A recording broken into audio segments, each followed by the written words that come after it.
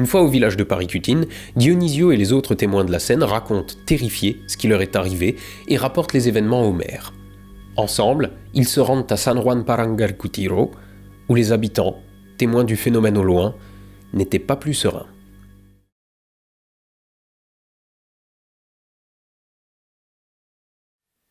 Alors c'est là où est-ce que tu travailles? Thor, ça c'est le bureau de Astronogeek où tu fais les épisodes. Et ça c'est mon bureau à moi où ce que je fais les réclames. Und was ist das? Isn't, fais pas attention. Und was ist das? Ça, ça c'est mon stylo Novium. Novium, il trouve que Astronogeek c'est vachement bien. Alors pour nous aider à écrire les épisodes, il nous envoie des stylos. C'est pas le, je t'ai déjà dit que ça se prononce Novium. Oui, mais en latin le U ça se dit ou parce C'est que... pas le, Vos.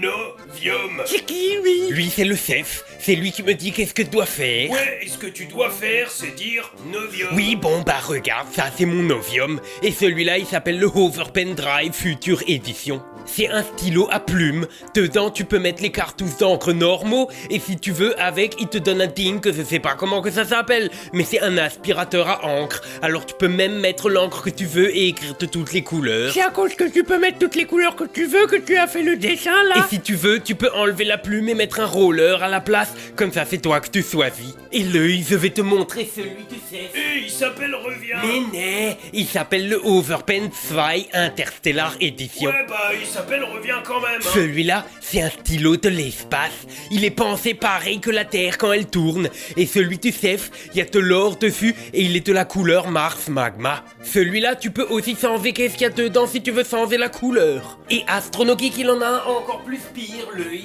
C'est aussi un Overpen Interstellar, parce que Astronogeek il aime bien l'espace, sauf que Astronogeek il aime tellement beaucoup l'espace que dans le sien, l'œil, il y a de l'or, mais il y a aussi ça. Ici ça stick la météorite, c'est une météorite qu'elle est tombée en Suède et que dedans il y a du fer nickel. Et que le fer nickel des météorites quand tu le coupes ça fait ça, même que ça s'appelle des figures de Wittmann-Staten. Et d'où tu sais prononcer ça, toi? Bah parce que on dirait le nom du filage à côté de celui de Mahoma. Ah ouais, c'est vrai que vu comme ça, t'as une prédisposition. Et donc c'était en train de dire, Novium ils ont découpé tes sticks la météorite et ils les ont mis dans le stylo. Comme ça quand tu utilises un stylo Novium, ça te donne envie de faire du travail qu'il est bien fait. Ouais, bah va falloir qu'on te file plus de Overpen alors. Mais Sticksouf, le stylo Novium ça fait que ton bureau il est joli et même que comme il tourne et qu'il reste comme ça à cause qu'il est aimanté, et bah tout le monde il le regarde et il te demande c'est quoi. Das ist doch sehr niedlich. Sowieso, Sven. Wilson. Yo, mais moi j'aime pas le rouge, je préfère le bleu. Sur l'œil, il suffit que tu cliques sur le lien qui est dans la description et comme ça tu peux en avoir. Et comme je suis senti, je vais faire un code rien que pour toi. Mets le code HANS et 10% de réduction sur tous les stylos Overpen et en plus la livraison elle est gratuite. C'est peleux. Fausse. Alors de 1, tu me rends mon stylo et de 2, ta grand-mère elle t'avait dit d'arrêter de vendre des trucs à ton cousin. Mais c'est lui qu'il m'a demandé. C'est peleux. Yo, d'accord. En 1997 sortait le film Volcano de Mick Jackson. Dans ce film catastrophe, un volcan naît, purement et simplement, au milieu de la ville de Los Angeles, causant tous les emmerdements que vous pouvez imaginer. Au début du film, alors que les signes avant-coureurs de l'éruption s'enchaînent, le responsable du bureau d'administration d'urgence de la ville questionne une volcanologue. Un tel mécanisme peut parfois ouvrir une fissure et parfois, le magma peut s'engouffrer dans l'une de ces fissures et remonter en surface. On a un précédent de ce genre dans la région? Paracutine. En 1943, un fermier mexicain a vu de la fumée sortir de son champ de maïs. 8 jours plus tard, il y avait un volcan de 300 mètres de haut. D'accord. Aucun précédent jusqu'à ce que ça arrive. Après, il y en a un... Non seulement ce qu'elle raconte est vrai, mais c'est précisément cette histoire qui a inspiré le film Volcano. Et aujourd'hui, je vous propose d'aller le voir, le Paricutin, et de vous raconter comment il est né.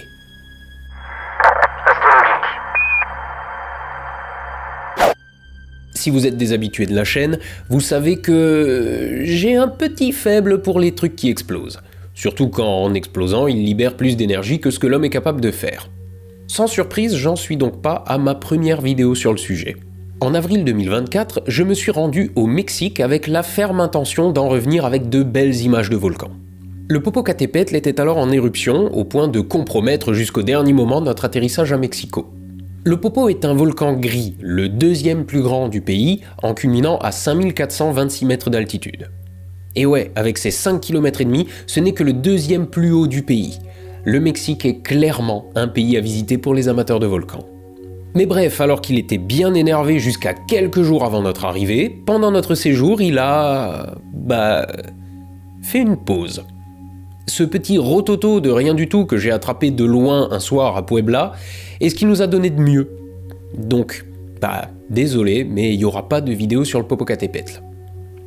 Pour le moment. Disons qu'on voit qu'il se passe un peu quelque chose, mais c'est pas fantasmagorique, quoi. C'est dommage. Mais comme je le disais, le Mexique est un pays de volcans. Une douzaine sont actifs, dont le Popocatépetl, mais si vous comptez ceux qui sont éteints, armez-vous de patience, parce qu'il y en a près de 1400. Il constitue le champ volcanique de Michoacán-Guanajuato, qui constitue lui-même l'ouest de la Sierra Nevada, une ceinture volcanique de 900 km traversant le pays. À l'est, du côté de Mexico, on trouve les plus grands volcans du pays, et à l'ouest, on traverse un paysage assez incroyable, car constellé de cônes volcaniques. Quasiment chaque montagne est un volcan. Au fait, désolé si certaines images sont un peu floues pour ceux qui regardent sur grand écran, j'avais pas vu que je filmais avec un zoom numérique. Ok, parenthèse 2 secondes. Quand vous achetez une caméra, regardez toujours ses capacités de zoom optique, c'est-à-dire le vrai zoom. Un zoom numérique, ça consiste juste à agrandir les pixels. C'est de la merde, ne vous en servez jamais comme argument d'achat. Et quand votre caméra en a un, désactivez-le. Ça sert strictement à rien d'autre qu'à faire des images floues dégueulasses. Et si vous oubliez de le désactiver parce que vous avez l'esprit occupé, vous allez vous retrouver comme moi. Voilà, fin de la parenthèse. Je disais donc, ça c'est un volcan. Ça, c'est un volcan. Ça aussi c'est un volcan. De même que tous les cônes à l'horizon. Ça aussi. Enfin, bon, vous avez l'idée, quoi. Quand je dis que la zone est constellée de cônes volcaniques, c'est pas une façon de parler. Sur cette carte, chaque tache jaune est un cône volcanique. Nous voilà donc en route pour Uruapan, l'une des villes réputées les plus dangereuses au monde. Mais pas à cause du risque volcanique. Bon alors, pour ceux qui seraient tentés de visiter le Mexique mais qui ont peur de sa réputation de pays super dangereux, je vais vous répéter ce que nous ont dit les locaux. Les cartels de la drogue se font la guerre entre eux. Si vous ne faites pas partie d'un cartel et que vous restez à l'écart des banlieues craignos, en tant que touriste, vous n'êtes pas spécialement leur cible. Bon, par contre, me faites pas dire ce que j'ai pas dit, le Mexique a de gros problèmes, Mais si vous deviez vous faire braquer votre portefeuille dans une ruelle, ce serait la faute à la pauvreté et pas au cartel qui se défonce à coups de lance-roquettes. Donc, de ce point de vue-là, le Mexique n'est ni mieux ni pire que n'importe quel autre pays avec des problèmes de pauvreté, et les mêmes règles de sécurité s'appliquent à Mexico qu'à Marseille. D'ailleurs, contrairement à tout un tas d'autres pays, j'ai pas eu la sensation en tant qu'occidental d'être une tirelire ambulante. La mendicité n'y est pas agressive et personne n'a essayé de nous manipuler pour nous extorquer du pognon, comme je l'ai souvent vécu ailleurs. Si vous êtes tenté de visiter le pays, sachez que beaucoup de gens y sont payés uniquement à la propina, c'est-à-dire au pourboire. Donc, quel que soit le service que vous payez, il y a une propina. Perso, je trouve que c'est un système assez déplorable parce que ça crée une précarité incroyable. En revanche, la conséquence, c'est que tout le monde est serviable et souriant, parce que si tu traites tes clients comme de la merde, t'es pas payé. Donc, pour les gens usuls qui seraient tentés de croire qu'en disant ça je cautionne ce système, non. En revanche, pour avoir déjà voyagé dans un paquet de pays et toujours en m'enfonçant dans des endroits peu touristiques, c'est souvent compliqué en tant qu'occidental d'avoir des interactions avec les locaux qui n'ont pas pour finalité d'obtenir ton pèse de gros riche. Au Mexique, pays réputé si dangereux, j'ai jamais ressenti ça. Faites l'effort d'absorber la langue et la culture et vous serez traité d'égal à égal. Parole d'astronogeek, c'est un pays incroyable. Culturellement, géologiquement, gastronomiquement, putain qu'est-ce qu'on a bien bouffé là-bas, mais ils appellent les pains au chocolat des chocolatines.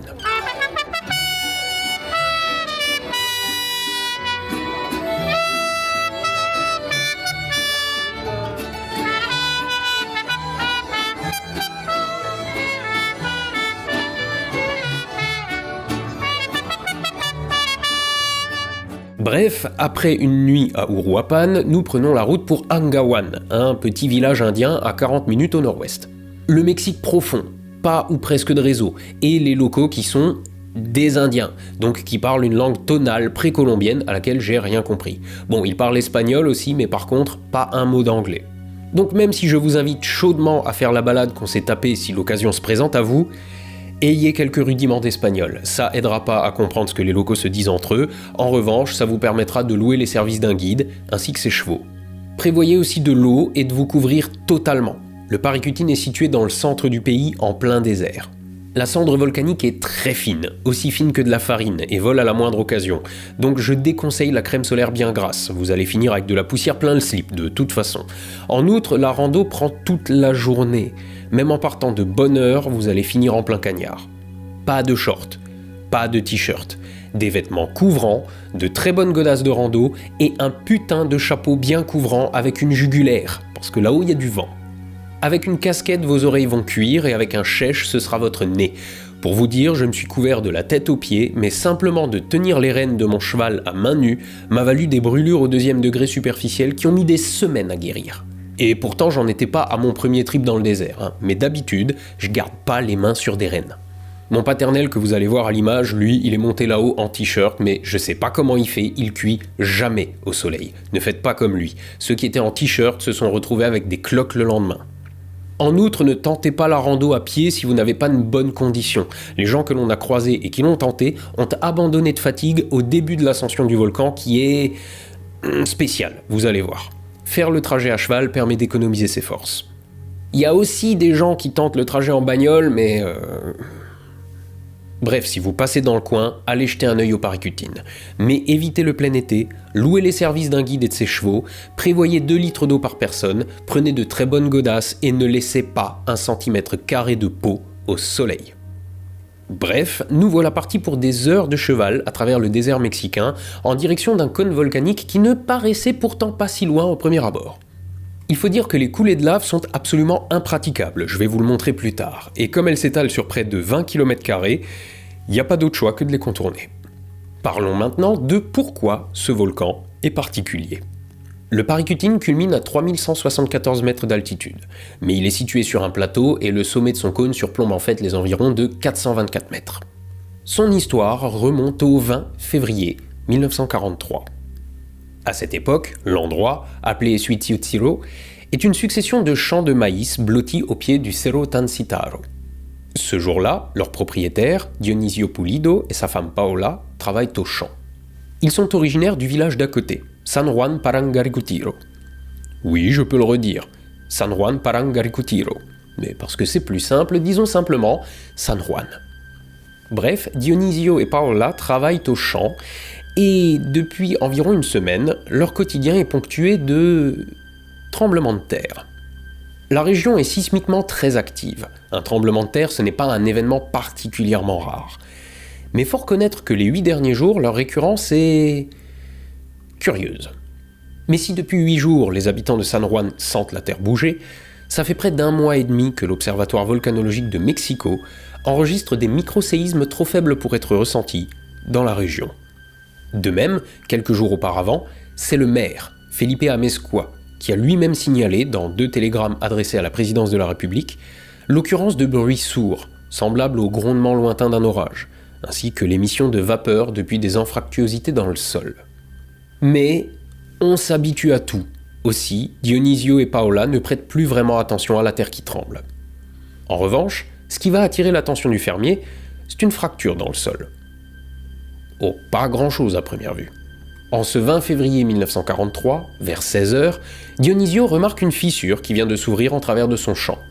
Bien que longue de presque 50 mètres, elle ne mesure qu'une 50aine de centimètres de profondeur pour 5 cm de large. Cette fissure, c'est le symptôme du magma dans le sous-sol qui pousse vers la surface. Et à la fin de sa journée de labeur, alors que la nuit tombe, Dionisio va avoir droit à un cours accéléré de volcanologie. Il raconte. À 4h de l'après-midi, j'ai laissé ma femme près du feu de bois quand j'ai remarqué qu'une fissure, qui se trouvait dans l'un des enclos de ma ferme, s'était ouverte et qu'elle n'avait qu'un demi-mètre de profondeur. J'ai regardé autour de moi pour rallumer les braises lorsque j'ai senti un coup de tonnerre. Les arbres tremblaient. Je me suis retourné pour parler à Paola. C'est alors que j'ai vu comment, dans le trou, la terre s'est gonflée et a été projetée à 2 ou 2,5 mètres de haut, et une sorte de fumée ou de fine poussière, grise comme des cendres, a commencé à s'élever dans une partie de la crevasse que je n'avais pas vue auparavant. D'autres fumées ont immédiatement commencé à s'élever avec un fort bruit de sifflement et une odeur de soufre. J'ai alors eu très peur et j'ai essayé d'aider mon attelage de bœufs. J'étais tellement abasourdi que je ne savais pas quoi faire ni quoi penser et je ne trouvais ni ma femme, ni mon fils, ni mes animaux. Enfin, j'ai repris mes esprits et je me suis souvenu du Saint Seigneur des miracles. J'ai crié « Saint Seigneur béni des miracles, c'est toi qui m'as mis au monde !» Puis j'ai regardé dans la crevasse d'où montait la fumée et ma peur s'est dissipée pour la première fois.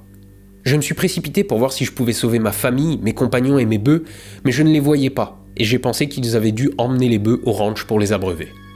Au ranch, j'ai vu qu'il n'y avait plus d'eau et j'ai pensé qu'elle avait disparu à cause de la fissure. J'ai eu très peur et j'ai chevauché ma jument au galop jusqu'à Paricutin où j'ai trouvé ma femme, mon fils et mes amis qui m'attendaient. Ils étaient effrayés parce qu'ils pensaient que j'étais mort et qu'ils ne me reverraient jamais. Une fois au village de Paricutin, Dionisio et les autres témoins de la scène racontent, terrifiés, ce qui leur est arrivé et rapportent les événements au maire. Ensemble, ils se rendent à San Juan Parangarcutiro, où les habitants, témoins du phénomène au loin, n'étaient pas plus sereins. Un petit groupe décide de s'approcher pour constater le phénomène. Sur place, ils sont témoins de langues de feu jaillissant de la fissure sur plusieurs mètres de haut. Rapidement, celle-ci commence à expulser de la cendre et de petites bombes volcaniques, des roches incandescentes, qui brûlent toute la végétation à des dizaines de mètres à la ronde et qui commencent à construire un cône. Vers minuit, l'éruption devient plus violente, avec des projections s'élevant à près d'1 kilomètre de haut. Et le lendemain, alors que les premières coulées de lave apparaissent sur les flancs d'un cône mesurant déjà une trentaine de mètres de haut, le conseil municipal réuni en session extraordinaire décide à la fois de prévenir le gouverneur de l'État du Michoacán, le président de la République, et de nommer ce que l'on sait maintenant être un volcan. Sur proposition des habitants et voté à l'unanimité, celui-ci portera le nom du village le plus proche, Paricutin. C'est la première fois de toute l'histoire que l'homme est témoin de la naissance d'un volcan. Bon, parenthèse. Oui, je sais, je commence comme Bruce. Vous seriez peut-être tenté de me dire que, dans un lointain passé, des êtres humains ont pu voir naître un volcan, mais qu'on n'en garde aucune trace écrite parce que préhistoire tout ça. Eh bien, justement, l'histoire, avec un grand H, englobe tous les événements dont on garde une trace écrite. La préhistoire se termine et l'histoire avec un grand H commence, littéralement, avec les débuts de l'écriture. Donc, j'ignore de quoi ont été témoins les populations préhistoriques. En revanche, le Paricutin est le premier volcan dont la naissance ait été documentée. Fin de la parenthèse. Quand des membres de l'Institut de volcanologie de Mexico arrivent sur place 3 jours plus tard, et alors que le Paricutin n'a que 4 jours d'existence, son cône mesure déjà près de 60 mètres de haut. Il ne lui faudra que 2 jours supplémentaires pour doubler encore une fois de taille. Le Paricutin est un volcan strombólien. Les éruptions stromboliennes sont caractérisées par l'éjection de cendres, de lapilli et de bombes retombant dans son immédiate proximité et participant à la construction d'un cône assez typique. Dans les premiers jours de son existence, il projette régulièrement à plus de 500 mètres de haut les téphras qui le font grandir. La faune disparaît totalement à des kilomètres à la ronde et la végétation est détruite. De par l'inclinaison du terrain, les coulées de lave prennent la direction du nord et progressent de 2 à 3 mètres par heure. Or, au nord, il y a San Juan. Les familles les plus riches ne demandent pas leur reste et quittent les lieux pour la ville d'Uruapan. En un mois, le volcan mesure 150 mètres de haut. Fin juin, il en mesure 200. L'activité du volcan se poursuit de manière régulière pour atteindre un pic en juillet où la colonne de cendres monte jusqu'à 6 km de hauteur. Mais en juin, les coulées de lave deviennent plus soutenues et avancent soudainement vers la rivière Paricutin à 25 mètres par heure. Les géologues sur place décident alors de l'évacuation des populations alentours. Mais les gens restés sur place sont aussi les plus pauvres. Durant l'éruption du Paricutin, le gouvernement brillera par son incapacité à gérer cette crise rapidement et efficacement. La première commission gouvernementale chargée du problème n'arrivera sur place qu'1 mois et demi après le début de l'éruption. Quant à la Croix-Rouge, elle ne sera envoyée là-bas porter assistance aux populations que 2 mois et demi plus tard. Suite à l'évacuation en urgence des populations de Paricutin et San Juan, le gouvernement a acheté des terres au sud d'Uruapan pour les reloger. Seulement voilà, l'installation, disons, de force des réfugiés à cet endroit a été perçue comme une colonisation par les locaux, ce qui a donné naissance à de vives tensions. Néanmoins, on ne compte aucune mort directe due à la catastrophe volcanique. Paricutin et San Juan, qui comptaient respectivement 733 et 1895 habitants, deviennent des villes fantômes. Toute la région a été touchée par l'absence de récolte due aux retombées de cendres sur près de 300 km², ce qui a provoqué des pénuries et des problèmes sanitaires. Mais, ironiquement, même s'il a foutu les récoltes en l'air, le Paricutin a aussi stoppé une invasion de criquets qui ravageait les cultures depuis des années. Mais, le 18 octobre, le volcan change de braquet. Alors qu'un petit cône secondaire apparaît et poursuit l'activité strombolienne qui va décroissante, le cône principal, qui mesure maintenant près de 350 mètres, déverse par son flanc nord d'importantes coulées de lave. En janvier 1944, tandis que les explosions sont de moins en moins fortes et de moins en moins fréquentes, les coulées gagnent en intensité et la lave va recouvrir près de 20 km² avec une épaisseur allant jusqu'à 60 mètres et parcourant près de 10 km depuis le cône du volcan. En juillet, après 18 mois d'éruption, le volcan se calme enfin, permettant aux géologues de monter à son sommet. Il mesure alors près de 90% de sa taille actuelle. Mais avant de vous raconter la suite, allons voir un petit peu sur place. Après avoir contourné les coulées de lave à l'épaisseur surprenante, nous voilà enfin au pied du volcan. Les sentiers jusqu'au pied du cône sont faits d'un sable très très fin, dans lequel marcher n'est déjà pas très aisé. C'est un peu comme marcher sur une plage. On s'enfonce, on galère. C'est rigolo pour une petite promenade au coucher du soleil avec les embruns dans les naseaux, mais taper 20 bornes comme ça, c'est une purge. Mais au sable du sentier succède la pierre ponce du volcan, et ça, c'est de la merde. C'est à cette transition qu'on a vu plusieurs randonneurs à pied abandonner. La pierre ponce est très légère, elle n'a donc aucune stabilité et se dérobe sous vos pieds. Mêlée au sable, ça donne une véritable horreur à grimper. Même en y allant doucement, chaque pas que vous avancez vous fait reculer d'un demi. Au pied du volcan lui-même, nous laissons les chevaux à l'ombre d'un arbre pour continuer à pince. Le cône du volcan n'a beau mesurer que 400 de mètres de haut, l'instabilité du sol vous fait probablement parcourir 1,5 fois cette distance. Ajoutez que vous êtes à plus de 3000 mètres d'altitude avec un air plus rare qu'au niveau de la mer, donc vous vous épuisez plus vite. Bon, je vais arrêter de filmer et je vais me concentrer sur là où je marche. Alors, je le redis, pour les randonneurs un poil expérimentés, c'est largement faisable et c'est une expérience à faire. Le lieu est techniquement touristique, mais vous n'y croiserez que des gens un minimum motivés. Autrement dit, il n'y a pas foule. Par contre, soyez préparés, l'ascension du volcan est physique. Rien d'insurmontable, mais je déconseille si vous êtes essoufflé en montant des escaliers. D'autant qu'il nous est arrivé une mésaventure que j'ai pas filmée. En montant, le paternel, jugeant le chemin menant au sommet trop dur, a voulu emprunter une coulée, et il nous a motivés à le suivre en disant que c'était plus facile par là. Tu parles. Arrivé au bout de la coulée, on s'est retrouvé à 4 pattes en plein sur le dôme du volcan, avec une pente qui, par moments, dépassait les 45 degrés, sur un sol particulièrement instable. Imaginez-nous à 4 pattes là-dessus. Ça, je vais le dire dans la vidéo. C'est-à-dire, Père Thierry nous a emmenés dans un traquenard, il a suivi une coulée en croyant que c'était un chemin, et il nous a emmenés sur cette pente-là. Alors que le chemin, c'est ça! Bon, en vrai, c'est praticable, faut juste un peu de courage, mais ouais, monter à flanc de montagne à l'arrache comme ça, non, c'était pas le plan du siècle. C'est pas exagéré, là, la caméra est de niveau. Arrivé en haut, il s'est un peu fait maudire. Merci papa. Et arrivé en haut par cette voie-là, forcément on était cuit, donc je vous aime bien les viewers, mais j'avais plus le courage de descendre dans le cratère. Évidemment, le sol y est le même, donc c'est la même galère sur près de 150 mètres de dénivelé aller-retour. Je vous aime bien, mais il y a des limites. Bon, par contre, un sentier fait le tour du cratère, et la vue de là-haut vaut le détour. Je le redis, c'est pas une promenade dominicale, mais pour un randonneur aguerri qui viendrait à se rendre au Mexique, c'est un truc à voir, et à 40 balles la journée par personne, le moins que l'on puisse dire, c'est que c'est pas cher le souvenir. Le chemin du retour n'est évidemment pas plus court que celui de l'aller. J'aime autant vous dire qu'après être redescendu, on était content de retrouver les canassons. Qu'on se le dise, il avait du cran, Arthur Morgan, à traverser le désert sur son cheval. Et je comprends mieux la démarche des cow-boys, parce qu'après une journée le cul sur une selle, elle vient toute seule. C'était pas ma première journée à cheval, par contre, c'était ma première journée à cheval avec une selle en bois. Le cheval est encore bien en usage dans les coins un peu reculés du Mexique, mais quasiment tous les vaqueros que j'ai croisés avaient des putains de selles en bois. Les mecs doivent avoir le cul en adamantium. Par contre, l'expérience qui consiste à traverser le désert à dos de canasson entre les pins et sous un soleil de plomb, c'est franchement pas déplaisant. Je dirais même que c'était un truc à faire. Mais sérieusement, je jouerai plus jamais à Red Dead Redemption de la même manière. Et je comprends les chapeaux de cow-boy. Quand on marche dans ses environs, le Paricutin a constamment l'air proche, comme si s'y rendre était l'affaire de quelques minutes. Alors, Est-ce la pureté ou la rareté de l'air qui donne l'impression que les choses distantes sont plus proches à cause d'une occlusion atmosphérique plus faible qu'au niveau de la mer? Je l'ignore, mais après des heures à dos de cheval, on a pu se rendre compte de l'illusion d'optique. Après une journée à cheval, nous voilà arrivés sur le chemin du retour à San Juan.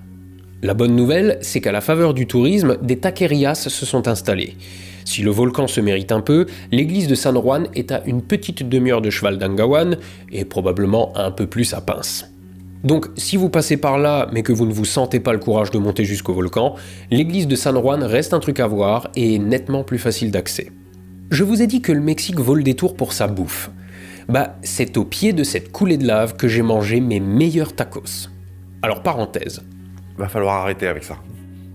Ce que vous pouvez trouver en France et qui s'appelle des tacos, c'est pas des tacos. Ce que vous pensez être de la bouffe mexicaine, ça n'est pas mexicain. C'est texan.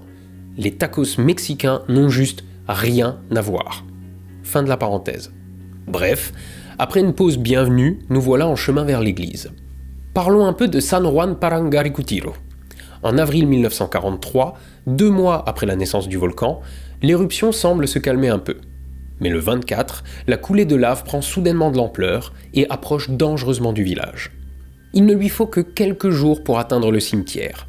Puis, le 17 juin, la lave passe les portes de la ville, officiellement évacuée, et la détruit petit à petit. J'ai bien dit officiellement évacuée, parce que nombre des habitants sont restés sur place jusqu'au dernier moment, attendant un arrêt miraculeux d'écouler. Littéralement. Ils attendaient un miracle. Il faudra attendre un mot de l'évêque pour qu'ils acceptent de quitter les lieux. Et là, il s'est produit ce qui, dans un pays où, en ville, il y a une église tous les 50 mètres, 3 messes par jour et où religion n'est vraiment pas un vain mot, il s'est donc produit ce qui a été interprété comme un miracle.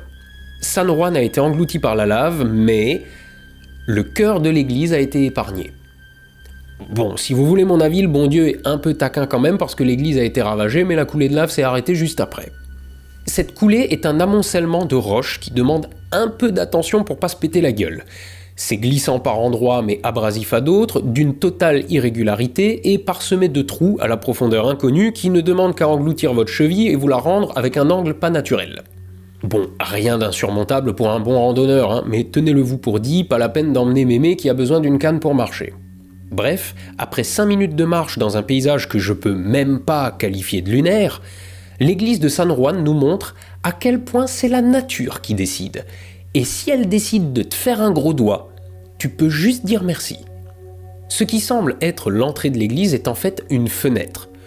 Architecturalement, elle doit avoir un nom, mais ça m'échappe là, donc bon. L'entrée se trouve en contrebas, engloutie par la lave. Je peux quand même pas m'empêcher de constater que, malgré la pression phénoménale exercée par la coulée, l'église est restée debout. Celle-ci n'avait qu'une seule tour. La construction de la deuxième a été interrompue par l'éruption. En arrivant, la lave a mis le feu au beffroi et la grosse cloche qui l'abritait est tombée en contrebas. Une autre a été sauvée et se trouve dans l'église de San Juan Nuevo, la ville fondée par les réfugiés de San Juan. Et, au fond de l'église, le chœur, épargné par la coulée. Et, comme vous pouvez le voir, c'est toujours un lieu de culte. En janvier 1945, l'activité du volcan reprend. Des éruptions s'enchaînent presque tous les mois selon un schéma répétitif. Une première phase strombolienne avec l'éjection de cendres et de lapilli, puis une coulée de lave. Son activité décline peu à peu, avec des éruptions s'espacant de plus en plus. En 1946, il atteint sa taille actuelle et en 1948, les volcanologues rentrent à Mexico. Après 3 années de sommeil, il explose à nouveau en 1952, formant une colonne de cendres de 3 km de haut. Mais son activité ne dure pas un mois et il s'éteint le 4 mars. Dionisio Pulido, témoin de la naissance du volcan, ne le verra pas s'éteindre. Il décédera en 1949.